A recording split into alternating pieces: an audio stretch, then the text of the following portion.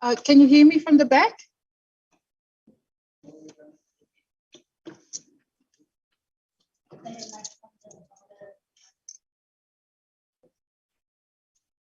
All right. How about now? I think the fruits got to me. I hope you all had a good morning tea and a lovely one. Thank you, sponsors and organizers, for the lovely Fiji morning tea.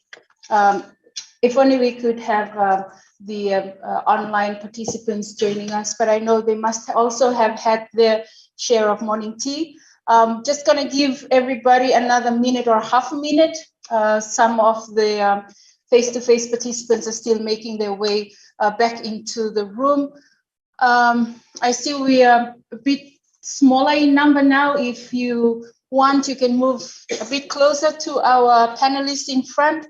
And don't worry, the formalities are over. And now it's the technical fun bit of it, like Ambassador Sujiro mentioned in his speech.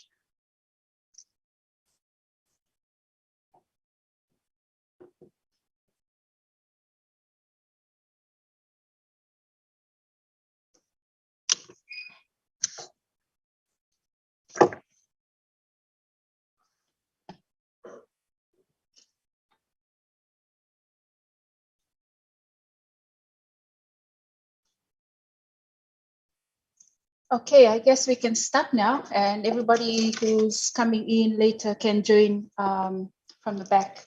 Again, welcome back to session 2 of our program. I'm going to be very brief. I've got Miss Yale, Miss Sherry, and Miss Lavinia at the front to answer your questions or burning issues that you'd like to ask them now before you move to the other exciting part of this hackathon activity. I was briefed just after the formalities that it's going to be a question and answer session. And you can see at the front, there are 2 microphones, so there's no roaming mic where the team will walk around with one.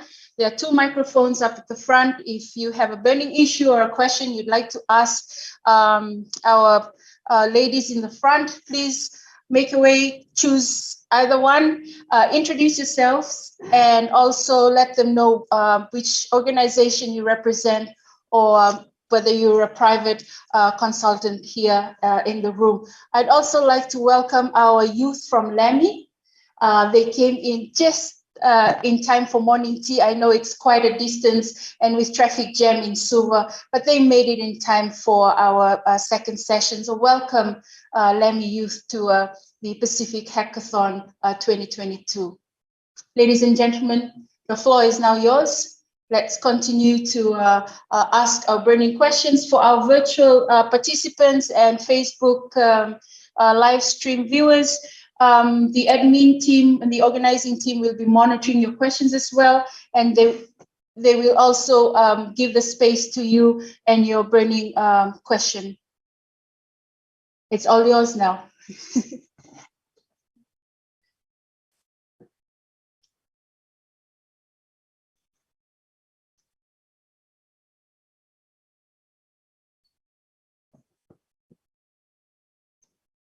Questions? I'm a bit nervous here because it's hackathon and I can see a lot of hackers and IT experts here. Trust me, my level of IT only reaches social media. So Moira, we have a question from the participants. I think Darren had a question.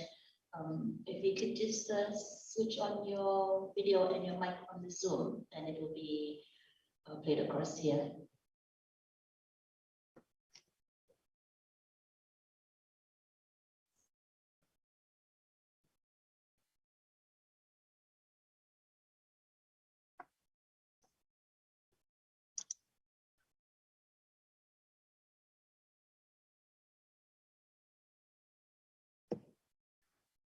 Virtual participants, remember, if you're asking a question and if it's not typed, can you please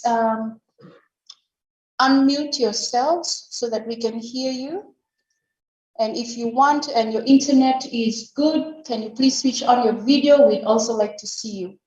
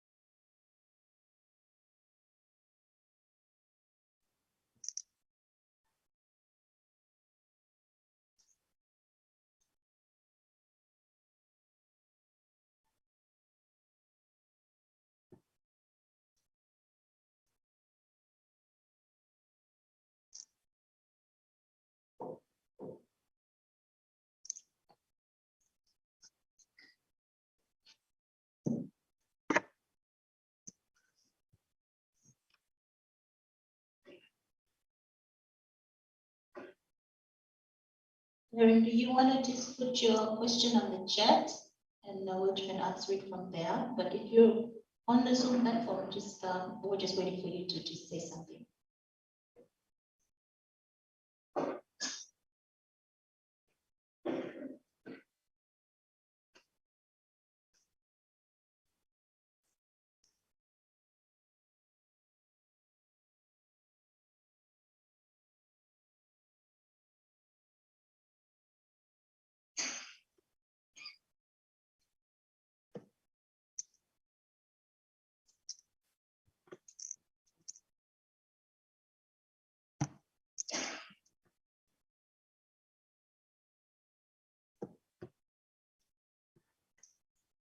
Participants, this is not an exam. This is not a final exam. I can see some discussions happening somewhere here. You can ask questions if you want to know more about the event and your expectations after the event.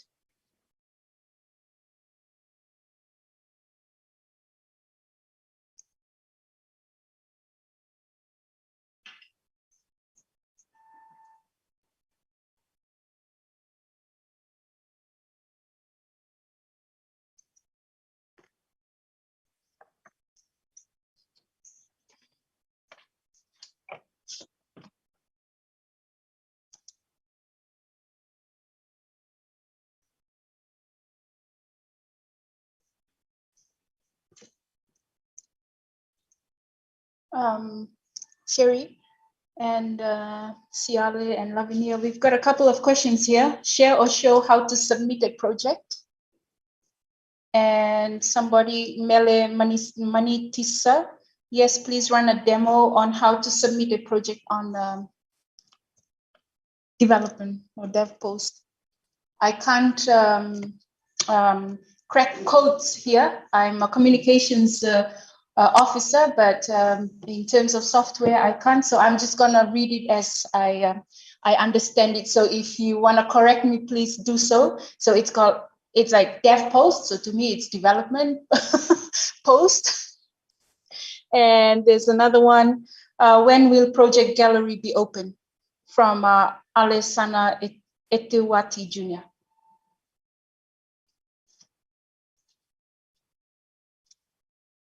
Thank you, Alessandra. We weren't planning to open the gallery, but we can have a discussion after this to open it up for a moment. As for the submission of the projects on that post itself, there is a submission tab where there is a submit button for you to upload your projects to. Hope that's clear. But we also have on the Zoom call the members of the organizing committee organizing this event, as well as some mentors. And so this question was also raised on Discord. I hope that if participants have, because you would have received the Discord link, or Discord server link. So I hope that you have signed up to Discord, because you can find a mentor over there to also assist you with your questions.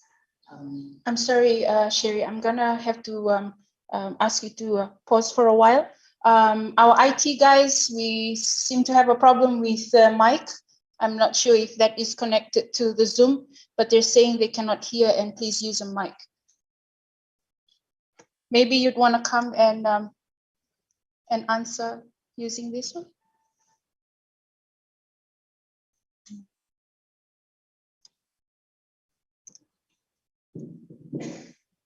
Is my sound? Can you hear me now?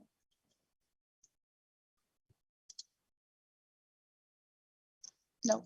No. Okay. Do you want?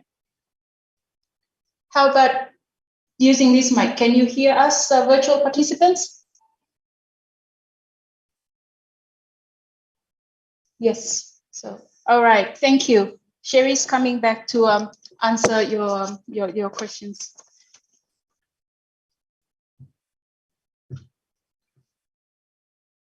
Thank you. So we have on the DevPost platform a submission tab, and on the submission tab there is a submit button that should allow you to be able to upload your project through there.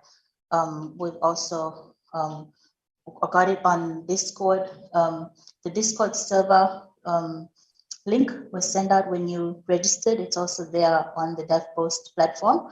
I'm just going to ask either Letty or Alex to share that Discord server invite link so that you can sign up on that Discord server if you haven't, because we've also got mentors in there that are answering this question.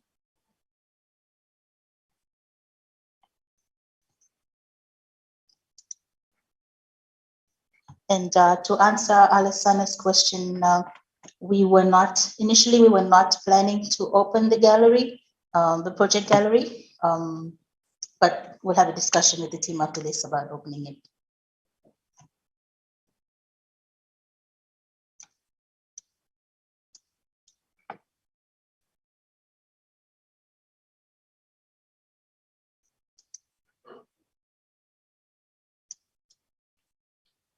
I think, Darren, we were waiting for you to ask your question. Do you want to just unmute yourself and switch on your video so that you can ask your question? And somebody's just shared the Discord server link on the Zoom chat platform. For those participants that are here, if you have not seen that Discord server link, just come and see me after this. I can pass it on to you.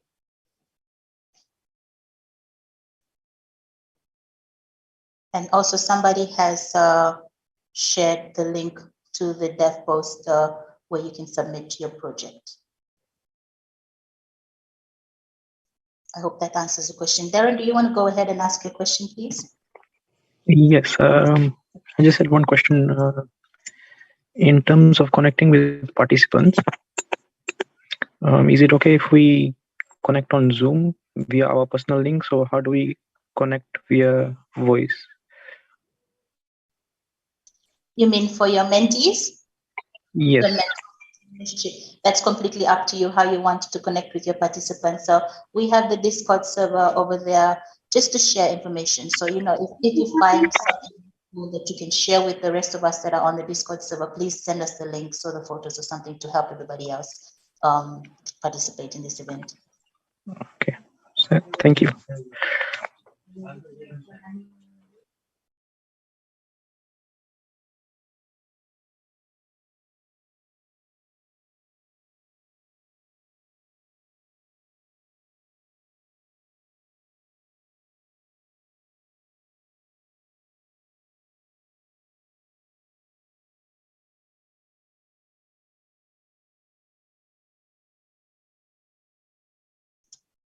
So do we have any questions around how to find a mentor from those on Zoom as well as those present here today? Is there anybody here that needs a mentor and you still haven't found one? You need a mentor. Okay. We have some mentors present here today. Could you please put your hands up? There, one mentor there, another one over there.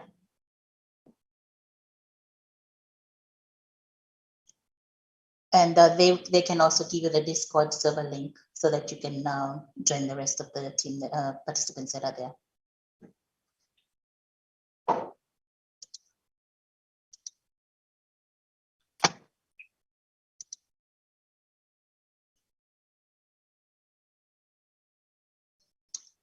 We also have Siale from PIANGO as well as Lavinia from UNDP here for those who still have questions that you need clarified.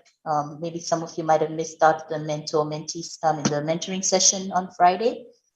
We did put up the Zoom recording, but they're also here. Maybe Siale and Lavinia, do you have anything else that you want to add in addition to everything that we've discussed in the last few days? I can bring the mic to you.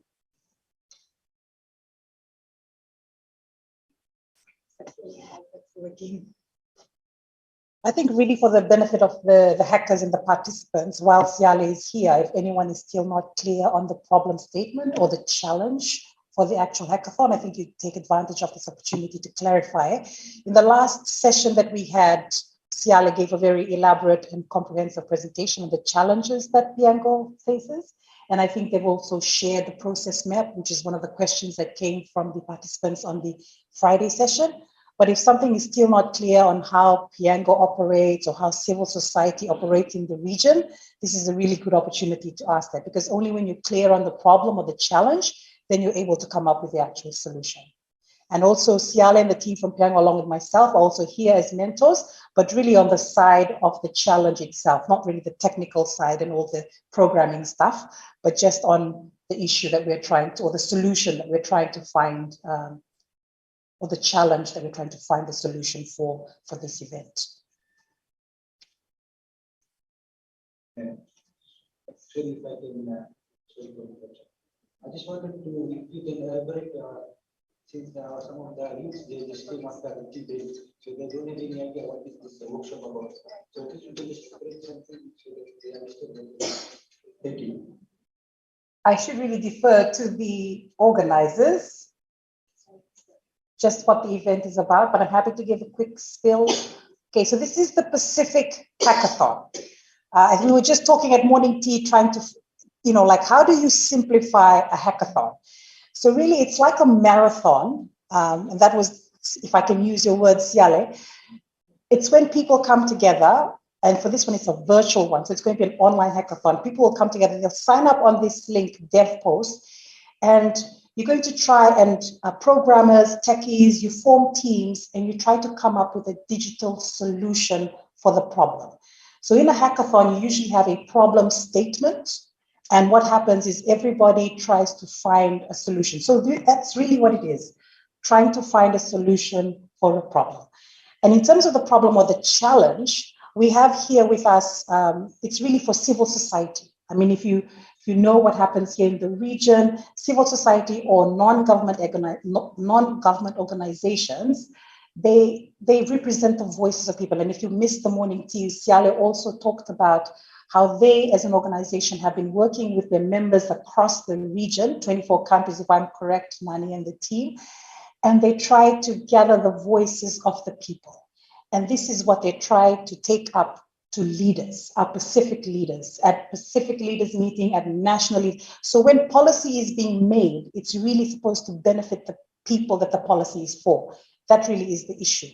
And so this event is to bring together the techies, Pacific Internet Society, along with the experts in civil society, PIANGO here, who's a partner in this project, which is funded by the European Union and through the UNDP PFM project, the lovely banners that you see here. And everyone's come together to try and help civil society. So that's basically what the event is. So now we're having the Q&A session, and this is for everyone that's logged onto the platform. Right now, I think we have about 150 participants, if I'm correct. And they're all signing up because they want to help find a solution. And also for the hackathon itself, there's prize money involved. For the winners, there's $5,000 US, and then there's 3,000, and then there's 2,000. So that's basically the event. So back to the challenge. Does anybody have any questions for PIANGO?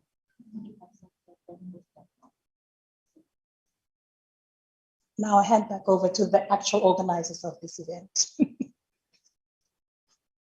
So for the link to sign up for this hackathon, it's PICISOC, PICISOC.devpost.com. If the Pauline, those of you that are joining online, could just give us a minute to take the mic across to where Siale and Lavinia are sitting.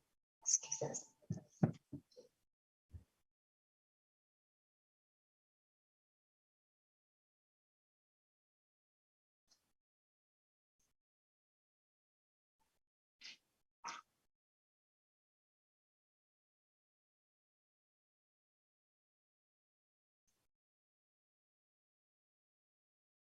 Ma'am, I have two questions. One question is regarding for the platform. Can you have a multi-platform solution instead of having a single platform?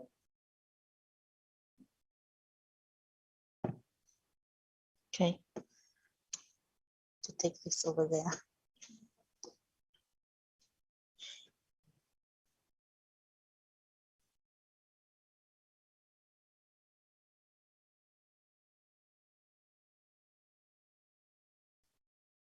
Yes, to answer the question from the chat, it's not a manual, but it's an illustration document. To answer your question, when you say multi-platform. Yes, ma'am. Like for example, platforms are such as web applications or even text. It's like, can you have a multi-platform solution? I think at the end of the day, we want a working solution. And if you're able to create something that is working and it has a business, let's say a business logic around it, an explanation that that's something that can easily be implemented by PIANGO, we will judge according to that.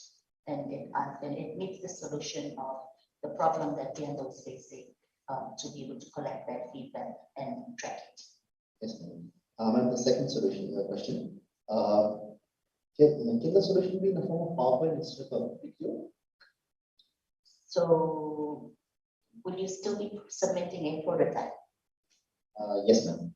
When you say a PowerPoint, is it just a PowerPoint or is it PowerPoint made into a video? Okay. We have put as the rules that it's it's either a prototype with a video or a pitching deck. Yes. Thank you.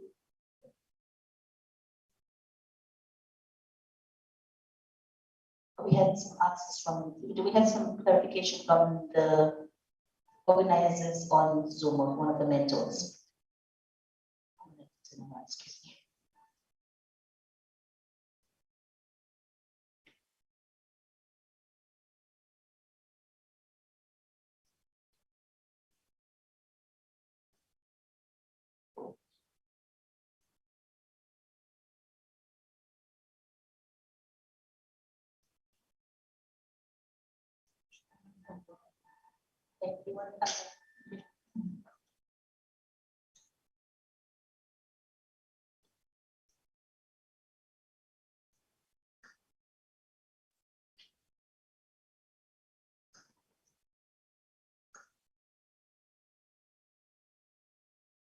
So to the participants joining us from online, we're having some difficulties with the mic.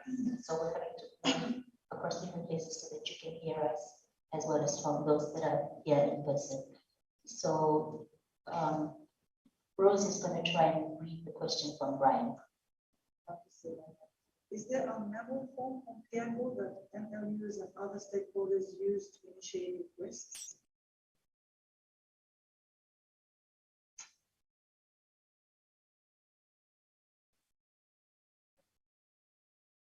Like a submission form?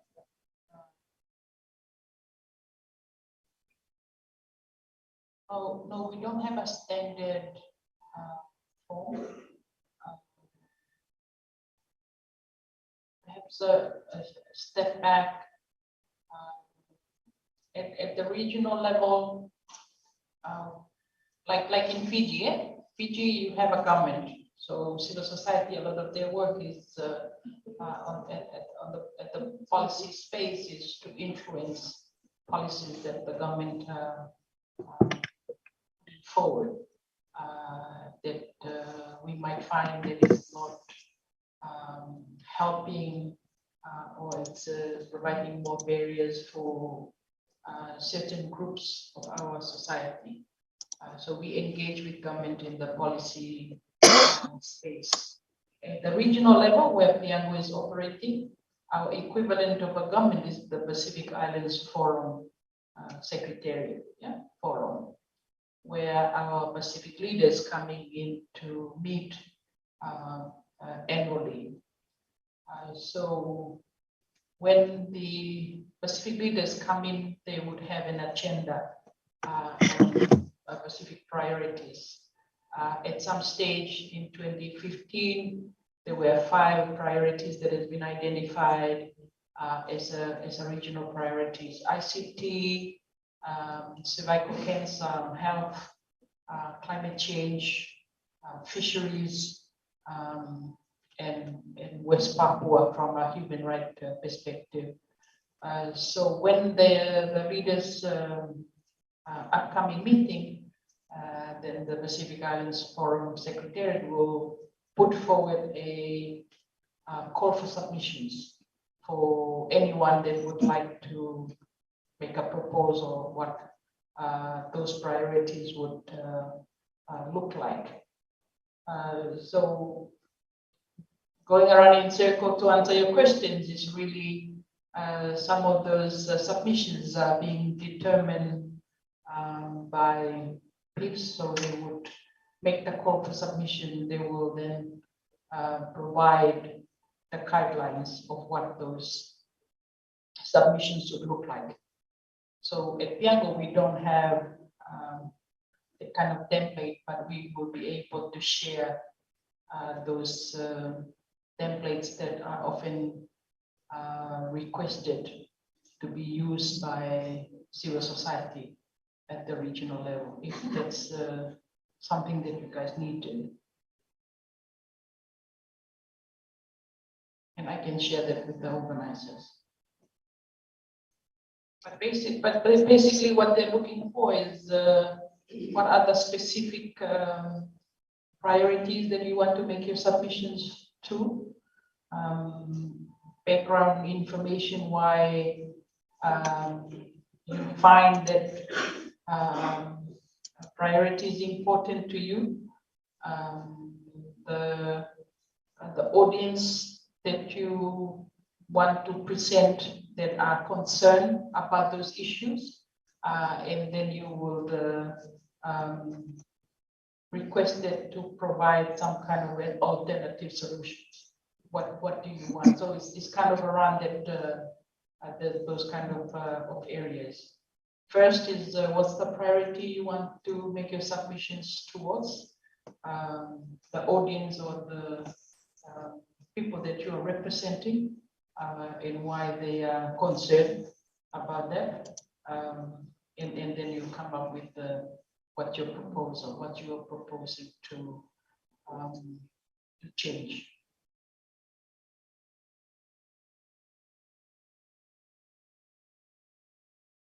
So we have a question from the participants. What is the specific hackathon target? Is it human rights? When you say civil society issues, is it human rights, regional debt, corruption, reproduction health, environment, and climate change? There's a lot of issues. Can we circle to one? I think it would be to capture all these issues, right?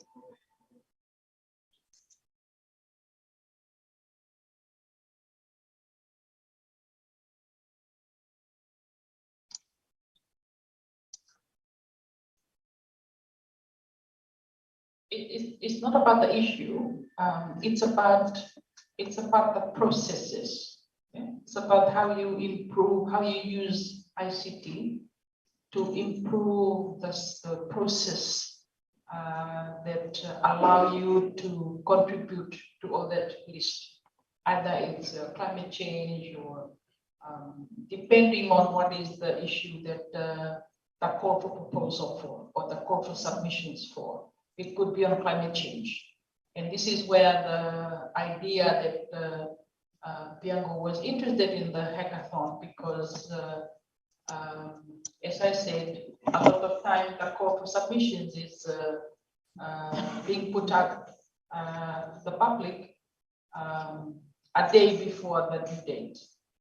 And so how do you make sure that if it's a call for climate change, that you bring the people that are affected by climate change so that their voices are being heard as part of this policy process. Right now, because of the time, we often just pull out information from past submissions, or we just give a quick call to people to seek their opinion or their experiences. But we all know that a lot of times when you are seeking people's opinion, you need documentation so they could make sense. Yeah, they can be part of the thinking process, but at the same time reflect a lot more in terms of what they want to share. And because of in the absence of that, consultations with affected communities, we find that there's a huge gaps between people and policies. So how do we make ICT as a means to, if you only have 2 days to make a submission, can you just like press a button and your members across the Pacific will know that there's a call. If they would have enough time to talk about, process things through, and then they'll come back with their answers. So PIANGO will have the opportunity to compile that into like the questions area, what are the call for, make a good submissions, and then submit. Just like go through with the process without that whole thinking. The other point that is also crucial is that we have seen the policy space being articulated with very little consenting from our communities. We just said, oh, this community, this is their voice they are coming up with. And then when you go back and check, communities said, well, that's not really what we meant. Yeah? Or said, well, it was only like 3 people in the hall that were consenting on behalf of 100 community members. So how do you bridge those gaps so that we engage? So for civil society, a lot of that is engaging the population as many as we can in this whole dialogue, because what we have seen, a lot of us are just, or the policymakers are making decisions on behalf of a lot of us that are not even in the room or not even heard of the struggle or the things that they have learned. And as I said earlier, there are times when that we undermine the intelligence of our community. We thought that from community, they don't know anything about climate change, as I have shared earlier. Examples from Kiribati, we have a project in Kiribati that talk about migration from the displaced migration because of climate change and sea level rise. When you go in, they would not have a clear picture or explanations of what the global warming impact. Yeah? But then when you started to listen to their stories, to their poem, to their art, their dances, all that are composed about the impact of climate change, the sea level rising, the losing of their land, their internal migrations from the islands to the main islands. And so it's just not, it's not that developmental kind of language, but in their own way, in their own stories, they are talking about the same thing. So how do we bring those things into the policy space where it needs to be translated in a way that it can be understood by the donors, understood by the development partners, but at the same time, it does not lose the whole essence of the reality on the ground. And what does that policy means to those people in Kiribati, to those people in Tonga, where our EU ambassador was talking about the communication blackout. What does that mean when those experiences and those knowledge are not being part and parcel of the developing of the policy? And so, yeah, one question and a whole lot of answers, but trying to explain. Thank you.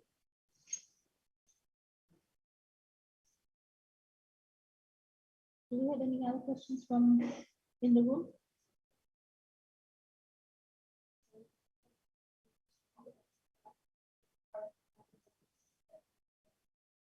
There is no monitoring whatsoever. I'll give you one example. Back in 2015, there was as I said, the policy on ICT. And so the leaders have make decisions on, and then they come back out of the leaders meeting. And USP is one of the agency, the regional agencies that's the technical arm of the leaders collective at the regional level.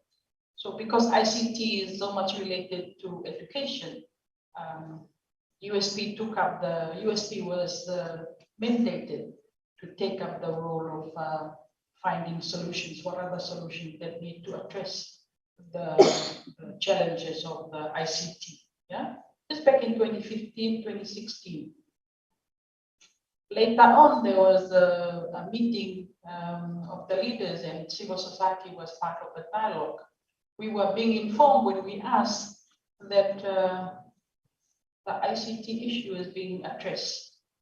And further you dig into what has been the solutions. The solutions were set up one committee by USP called ICT something task force committee, whatnot. And that was the end of it. Up to now, we don't know whether those committees still exist, whether it's still meeting. But then what came to mind when we have COVID-19 was the thinking, if only we had taken up that role seriously, I think that there will be less disruptions in USP learning. We have seen the disruptions from the communications from Tonga. Even USP struggled to make those connections, but they would have been in a better position. Monitoring is crucial. And this is also a feature that we would be expected to be solved, or some solutions are proposed by this hackathon. How can we track? Yeah? Because holding our leaders, holding the whole process accountable is one of the key interests of this work that we have with the UNDP and the IT society. So whoever was asking, you have to come up with solutions of how I could monitor my policy submissions.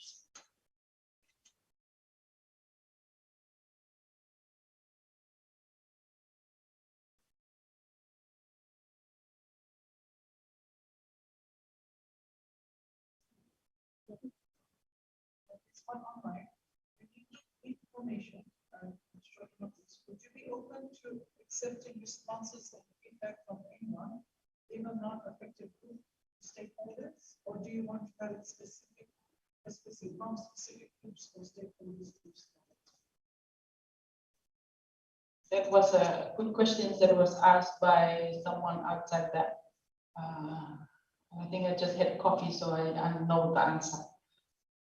But it's really around, one of the features that we should be keen to see developed by the hackathon participants.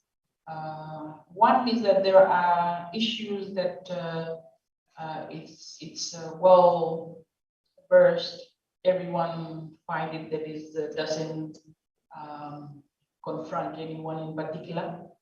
Education, for example, health, general health, a lot of that public information.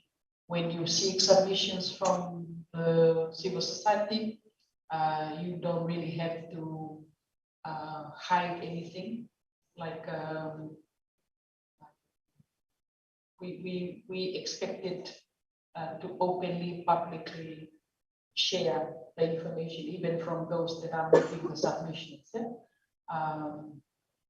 At the same time, we also know that there are certain informations that, depending on the issue, and one of them is the protections of those that are making the submissions. If it's a controversial issues, and you find these issues very, very common when it comes to things like domestic violence, things like self-determinations of West Papua as one of the issues that we often participate in making submissions, seabed mining, yeah.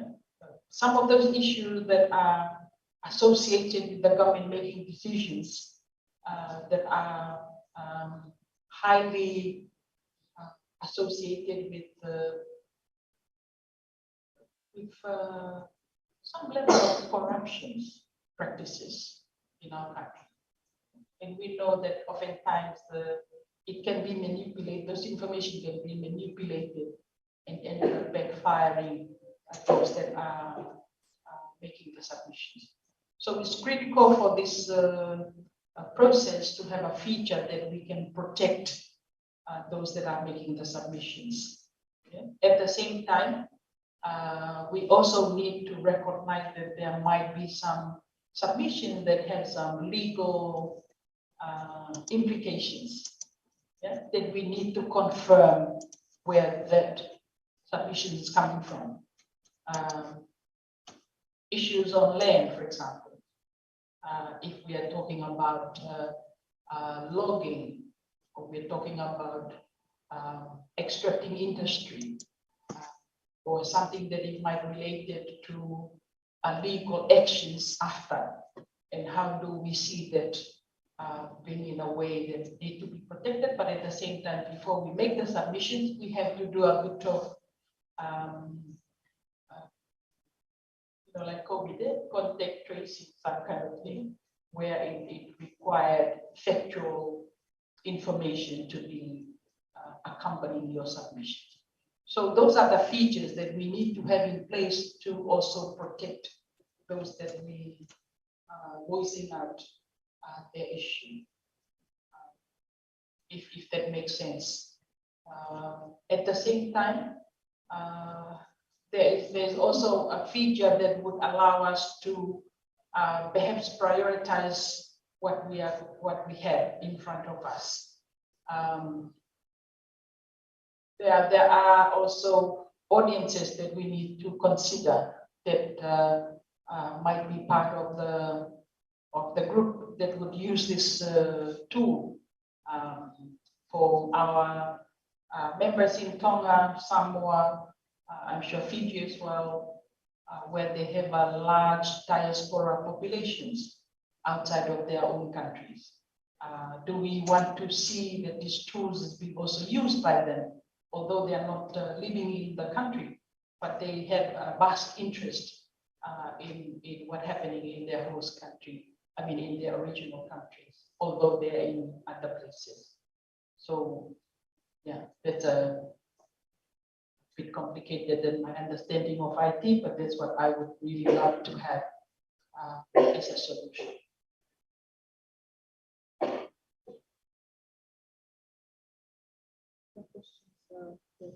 Any questions from here?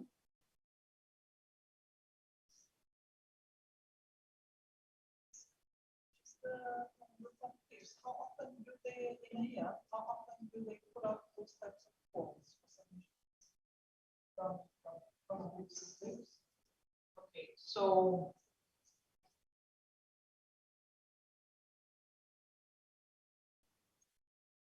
each year alone, we have 4.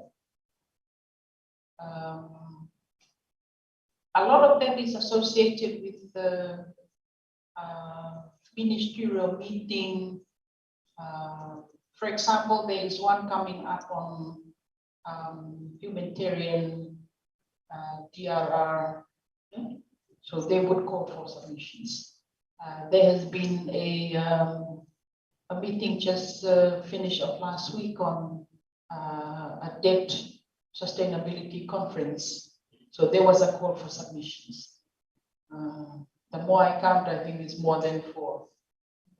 Then you would have, there's an upcoming meeting on head of government meeting within the Commonwealth countries. We expected that would also be another call, COP27.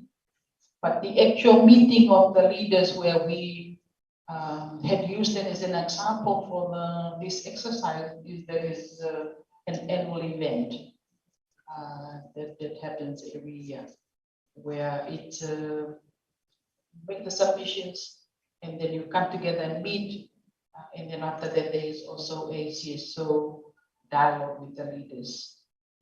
In one of the things that we are interested in the process has been asked earlier was how do we know that the outcome of those meetings are being implemented? Otherwise, we come in every year and ask for the same thing over and over, unless we know what has been implemented and what are the impact of that to our communities.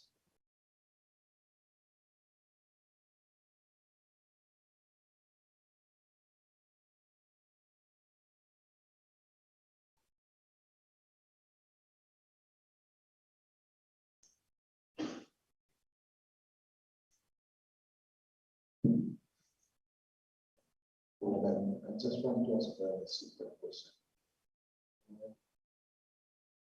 The government policy is here. So, I just want to ask a question. If the government policy awareness is CSO for the submission, and you mentioned for some time for the last minute submission, you mentioned some of the results that are extraction, logging. And right now, most of the people in the village are facing those problems.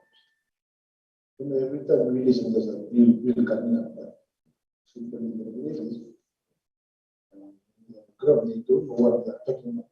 This government policy, they are forced to implement their policies. My question, did they ever listen to you for their submission and give us some example for the change that you will do? Because you want to know, for the reviews that you want to talk about, the gravel express and the logging that is being happened right now, and some of the bills that are coming up and some of the laws that they change, that people in the areas that you would know. That's all. I don't know, ask the question is right or wrong.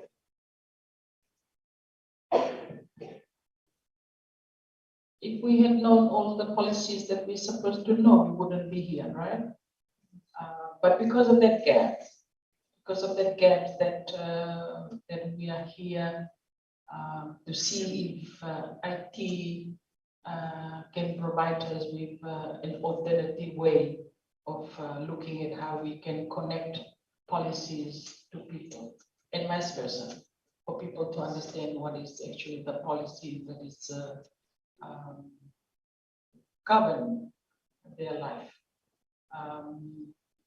We have examples of draft bills, and I'm sure that you can all relate to that sometimes we are surprised by the kind of policies that are already in place that we don't know. We are surprised by some of the review policies that are being put out that we turn around and say, okay, so this has been in place for how many years? And now we just come to understand. And we find that a lot of time, the testing of what the policies have in place is only being tested by people if they have a particular issue. Like, for example, you would only look around for policies that is related to land. If you have land issue, that you want to use the policy to strengthen your positions. If there is a land dispute or something like that. If you have a road accident, yeah, you want to find out about what are the policies that will help you demand justice or deal with the situation we are in until you are faced with the situation. And so this is how the cycle of policies and people are being determined. And for this work is a way of saying, don't wait until you get into a situation and you start running around and ask people how you can present yourself or protect yourself from in unfortunate situation.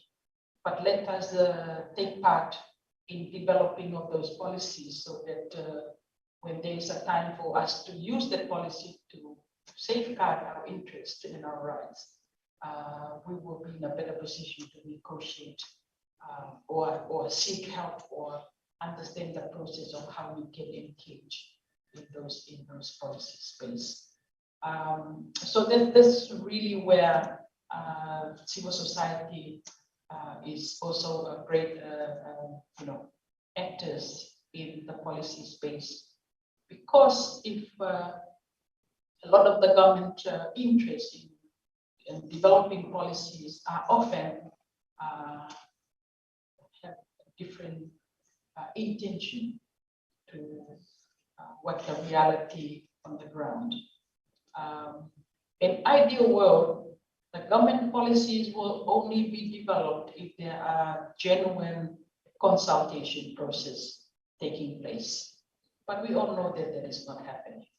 So we will deal with the gaps of that. So this is a way of us preaching that gaps and in finding our way of providing simple, more transparent process of engaging people in the policy dialogue. And even if people are not engaging at the personal level, we might as well just use the tool that their voices can be presented on behalf of other people, where civil society is a great player in that, where we represent the voices of those that we within the constituency that we serve. I'm not saying that we represent everybody, but we do have members, we do have constituencies that are affiliated with our members that provide a lot of spaces within those different networks. PIANGO is a presence in the region, but we have 24 members, umbrella NGOs in different 24 countries and territories. I'm not saying that everyone in the Pacific is part of PIANGO, but I say that there are a number of people being represented through this network that we want to bring forward to be part of the policy decision making. If I'm answering your question.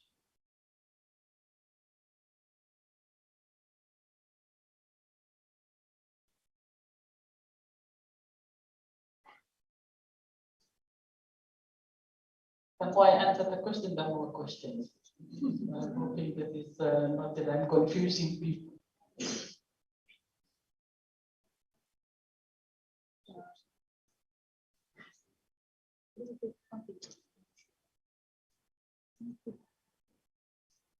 So if the solution requires PIANGO and MLUs to change how they do things or their work process, would that be possible? Because with technical solutions, we're trying to digitize some sort of network process. This is from the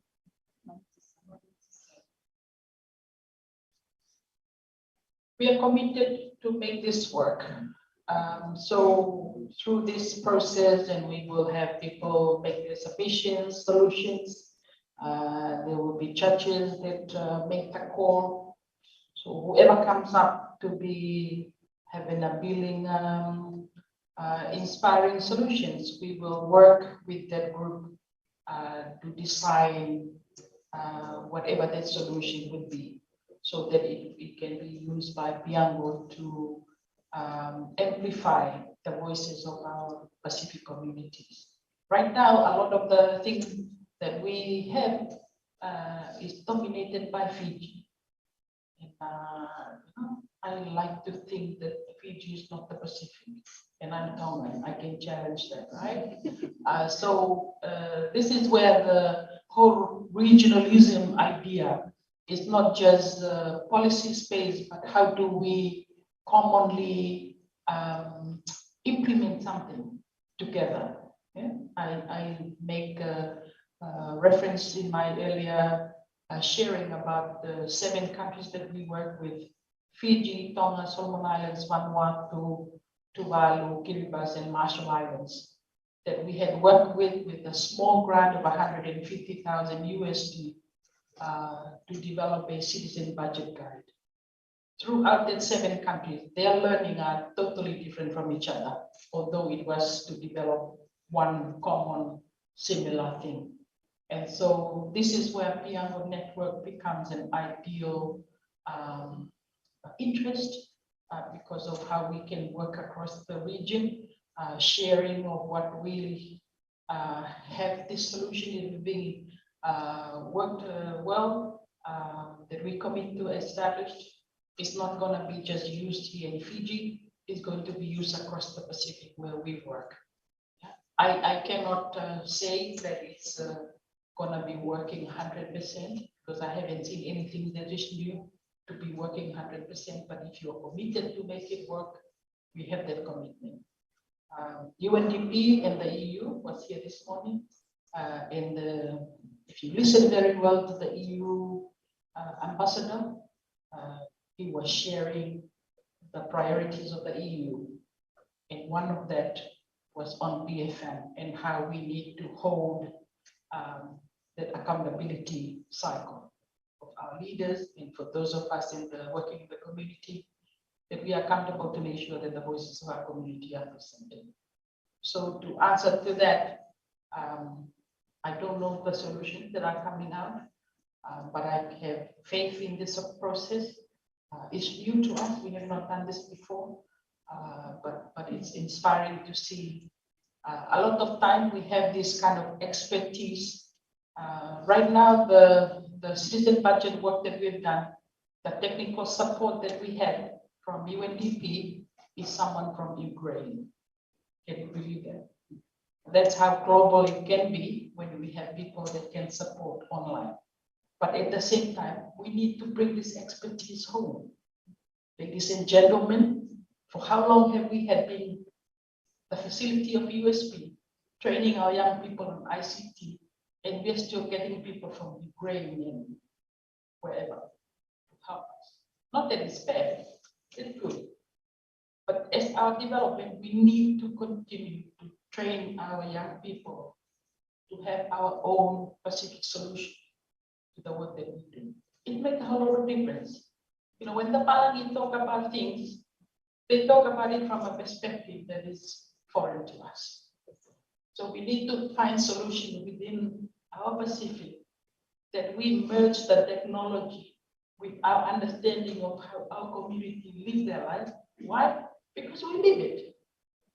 When we talk about communities, we're not talking absent-minded by thinking, okay, we are talking about, no, we are talking about an informal sector that is just like in Lami, that is just like right next door to Suba. That's the kind of thing that we want to challenge, that the connections of our policy to our people, it's real, and how we can use ICT. I'm telling you, I can be preaching all day today by this kind of thing, but it's really about that we bring it back to how we want to use technology and frame it in a way that makes sense to our people, so that we don't create another whole lot of expertise that is going to be coming in a suit in a big vehicle to talk to our community and say, this is the solution. So bring it to a way that you feel like that you can talk to civil society at the same level, because we're talking from the same context of how our people live in the Pacific. Amen. Thank you.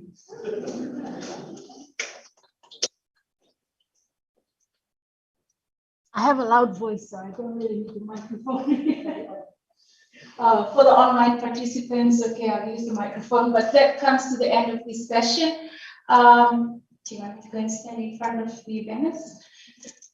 for visibility, I have to be in front of the banners and continue thanking our kind sponsors, because we need this kind of space and platform more than ever. And this is the time to start talking about ICT and the digital gap whenever we can. And I really appreciate Ms. Yale's bringing the context from a global level to the communities and giving a face, a human face to what we talk about. And when we talk about development, this is what development is all about. And having ICT and the programs that you can come up with this afternoon and tomorrow to support the work of the civil societies is a big asset. And we must always thank our kind sponsors, and we look for more sponsors for these kind of spaces. And before we break for lunch,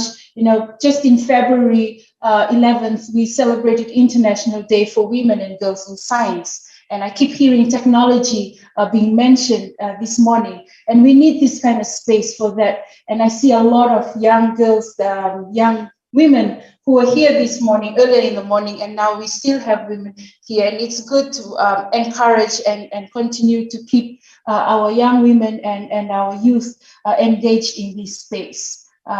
With that, I'm gonna ask the organizers if we can have a break for lunch before they send me back to my workstation. But yes, they've given the okay. So again, lunch is served where we had morning tea this morning. Do you have any announcements before I say a prayer for lunch? Miss Yale will still be here this afternoon, so if you still have, I continue to say burning questions, because sometimes, you have a small question forming and then all of a sudden it's a burning issue. She'll be here so you can have lunch, share lunch with Miss Yale and the PIANGO team, also UNDP and PICISOC. Thank you again, virtual participants, for bearing with us. You can also have a break for lunch. And we've seen that the participation list numbers keep going up. Thank you very much for the interest. And with this, I'm just going to ask us to close our eyes. And I'll pray for lunch in my Rotuman vernacular. Refafa miao hanisi o mis hausio e lalang ni tiranti I lo o ko hanisi se o mis e lalang ni au hete o mis Jesus la hot la esa o ka tira ni ha mamuasin se o mis on far finale la hanis ma ha kolor ek tira ma uhap ni ha mamuasi tira ati isla mis la esa ek fak for fak at pe ma o mis o xa na hanisi ma far finale la nasi o mis fo na hanisi lo ko mis la so kalele nganu mahe ongat ne he bis o mis la lang itiranti I hause mafarang kutente ya masas mama no lesal te Jesus Christ to misa marang ise. Amen. Thank you, ladies and gentlemen. Everyone, lunch is served. We'll be back at 1:50, please. We're kind of running short with time, but we hope that lunch can be reduced to 45 minutes, but we'll see, and I'll keep checking with our organizers. Thank you very much. Enjoy your lunch. Recording stop.